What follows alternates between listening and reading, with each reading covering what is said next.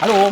Hallo. Wir sind zwei Piranhas und wir unterhalten uns heute über, guck mal, Remake, Reboot, Remaster. Was ist das denn? Wir haben weniger als 100 Leute gefragt. Sag mal, was ist das überhaupt? Und was ist der Unterschied zwischen Remake, Reboot und Remaster?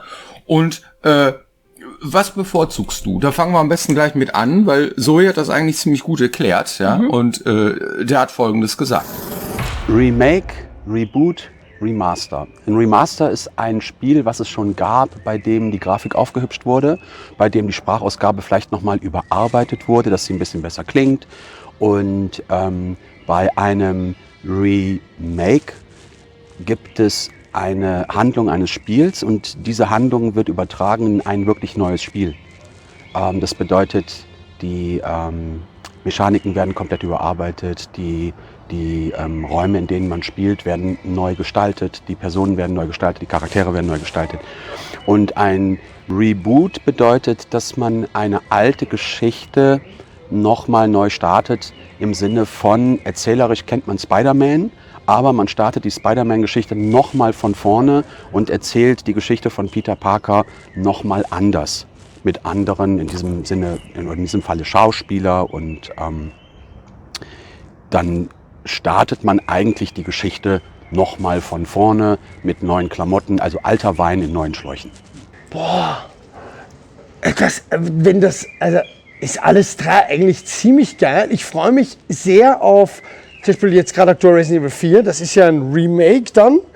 Da freue ich mich sehr darauf, weil ich bin halt, ich finde, du kannst alles machen, wenn es gerechtfertigt ist. Ich finde, bei Last of Us war es ein bisschen früh, aber wenn das dann so ist, wo dann noch so, wenn es sich lohnt und es ist jahrelang spät und es macht Sinn, dann finde ich alles drei in Ordnung. Man darf mir nur nicht das Gefühl geben, dass es jetzt nur Geldmacherei ist. Sonst finde ich alles ist okay.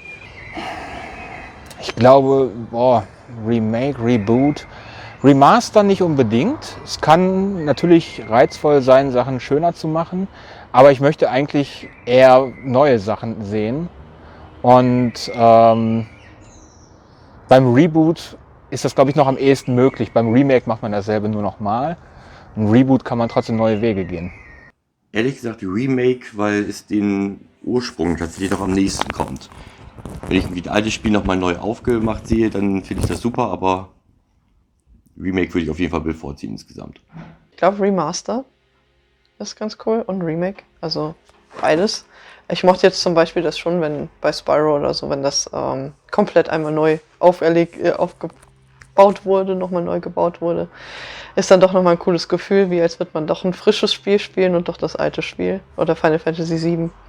War auch sehr, sehr cool auf jeden Fall, deswegen, ich könnte mich da gar nicht so entscheiden. Manchmal ist das Remake und manchmal Remastered ganz cool, also ich glaube, da gefällt mir beides. Remake. Ich finde es immer schön, Sachen, die gerade sehr lange in der Vergangenheit liegen, in so einem neuen Licht erstrahlen zu sehen. Ich mag Remakes am liebsten, weil wenn man das Spiel nochmal spielen möchte, dann deswegen, weil man es total gut gefunden hat. Wenn man es total gut gefunden hat, dann ist es natürlich schon ganz schön, wenn es in dem einen oder anderen Moment auch eine Variante gibt. Zum Beispiel, dass der Weg nicht genau der gleiche ist, dass die Charaktere nicht genau dasselbe sagen. Vielleicht, dass man so ein bisschen Humor mit reinbringt, der so ein bisschen Meta hat oder so. Und entsprechend ist mir das eigentlich am liebsten. Ja, und die Meinungen, ne, zu den Dingen, was das Coolste ist, ist mannigfaltig. Ja. Ne? Also wir haben ja immer so einen kleinen Durchschnitt von Menschen, die wir fragen, um so ein bisschen einfach mal eine andere Meinung einzufangen, um das ein bisschen aufzulockern, damit nicht nur immer unser Gesöre hier zu hören und zu sehen ist. Aber wie siehst du das denn? Hast du da Vorlieben? Was cool ist, was nicht cool ist? Und Ja, das kommt tatsächlich drauf an. ja. Erstens kommt drauf an, wie alt und gut, also gut in Beziehung auf, kann man noch spielen, das ist, was ich da gerne nochmal aufgelegt haben hätte, wollen würde. Okay. Also, das weit verbreitetste oder was am meisten diskutiert wird, ist das Remake. Und es ist manchmal nur ein Remaster, weil die Steigerung ist ganz klar. Remaster ist ein bisschen bessere Grafik, selbe Spiel. Remake ist ein bisschen mehr, bessere Grafik auf jeden Fall, aber auch schon mehr irgendwie Neuerungen drin und bla und Gameplay umgemünzt. Und Reboot ist was völlig anderes. Das heißt, gar nichts mit dem vorherigen zu tun hat. So kann man das sagen, um das nochmal kurz zu umreißen. Und worüber meistens geredet wird, ist ein Remake. Ja, und das heißt meistens auch Remake, selbst wenn es irgendwas anderes ist. So, ne?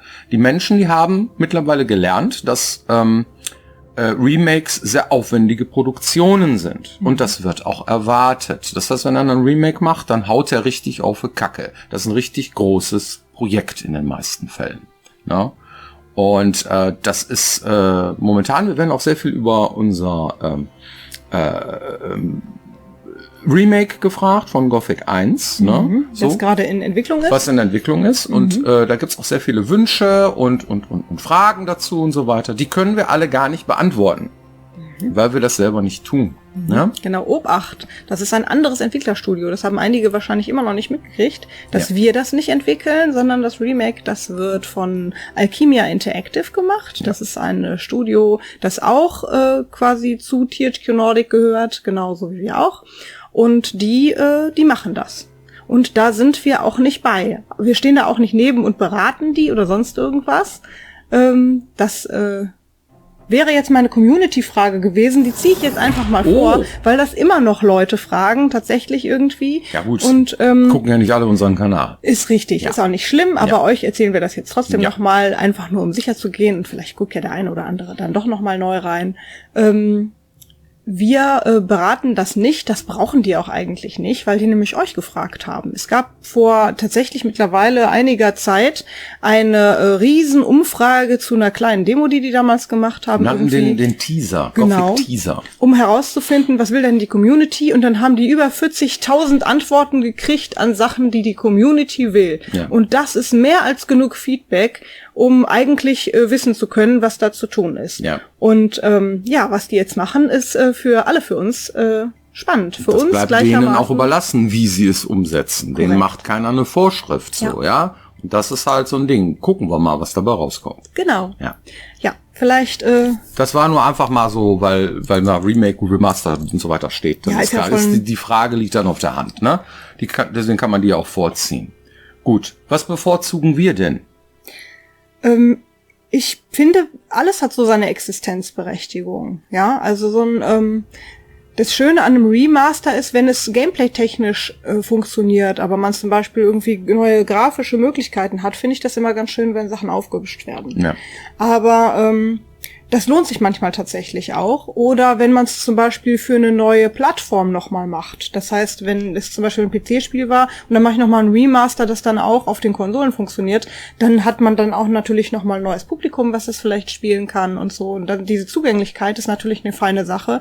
Deswegen macht ein Remaster an der Stelle aus meiner Sicht sehr viel Sinn.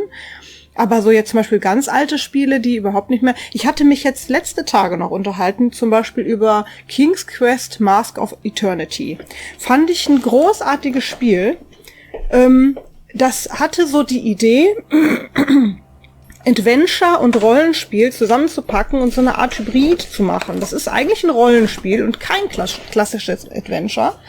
Und dieses Spiel... fand ich total toll, aber heutzutage sind Grafik und Steuerung von dem Ding fast unspielbar. Die Rede ist hiervon. Genau, und ich würde mir zum Beispiel davon volle Kanne wünschen, dass sie davon waschechtes Remake machen. Mit moderner 3D-Umgebung, mit einer vernünftigen Steuerung, aber mit den alten Ideen und Quests und Figuren. Und das fände ich richtig, richtig cool. Mhm. Aber gut, dann ein richtiges Remake ist natürlich auch genauso teuer, als wenn man ein neues Spiel machen würde. Und dafür muss das Publikum auch groß genug sein. Und gerade ein Adventure, ja, ist ja...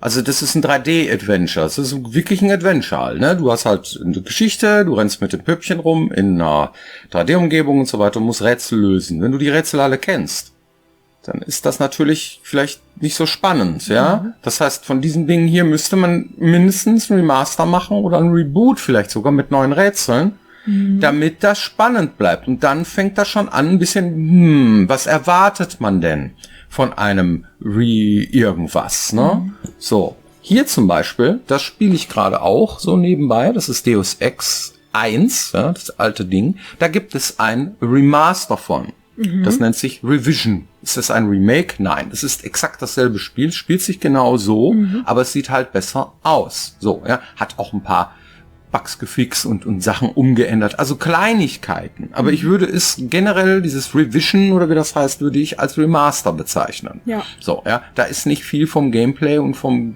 Remakte und so weiter passiert. Und dann ist auch die interessante Frage, will man das denn? Will man Modernisierung? Und wer will das? Wie viele Leute kennen dieses Spiel, ja, und sagen, okay, ich möchte gerne das Ding noch mal irgendwie auf meiner aktuellen Konsole, am besten Handheld oder was auch immer haben, ja, dann ist es auch noch eine Portierungsfrage von einem Spiel, was es da noch nicht gab. Ja. Das ist mal das Erste. So. Zweitens, also technisch aufgebrezelt und die entsprechenden Gegebenheiten. Viele Sachen funktionieren ja auch gar nicht mehr.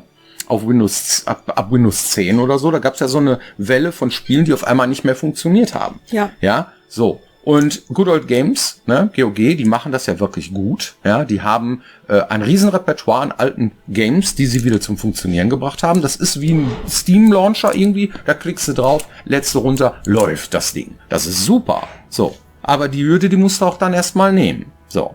Und wenn man so ein altes Spiel spielt, und das ist nur ein Remaster, dann habe ich oft das Gefühl so, naja gut, heute sind die Sachen moderner.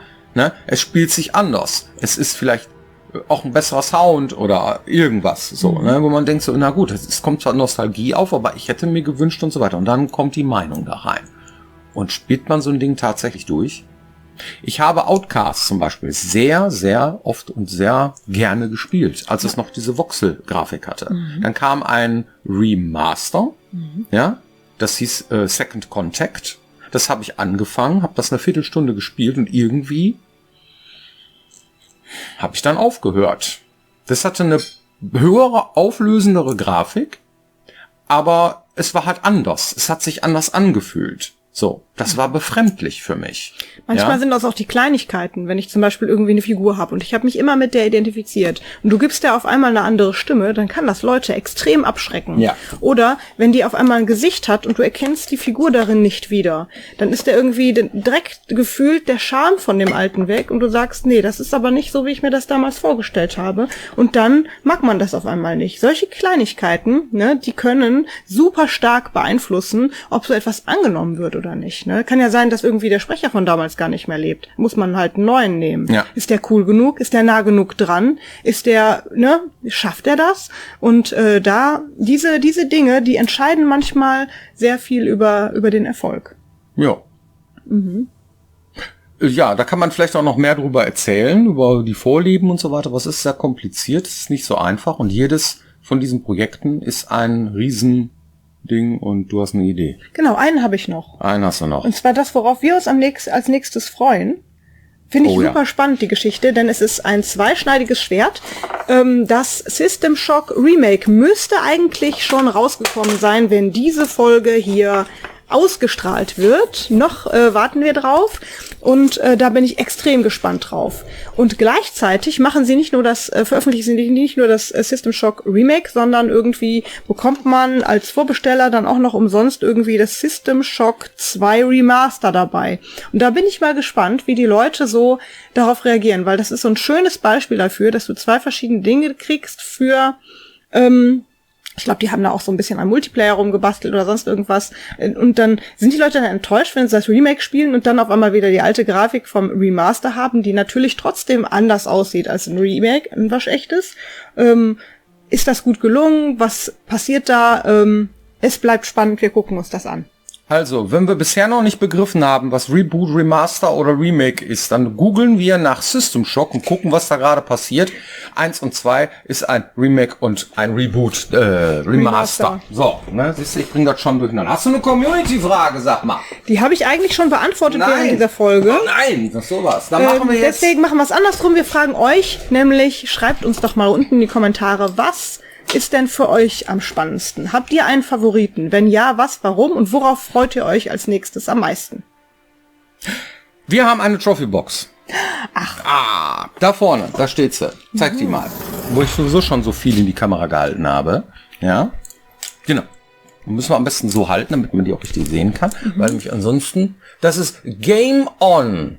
NRW The Sounds. Ja. Genau. Das haben wir geschenkt bekommen.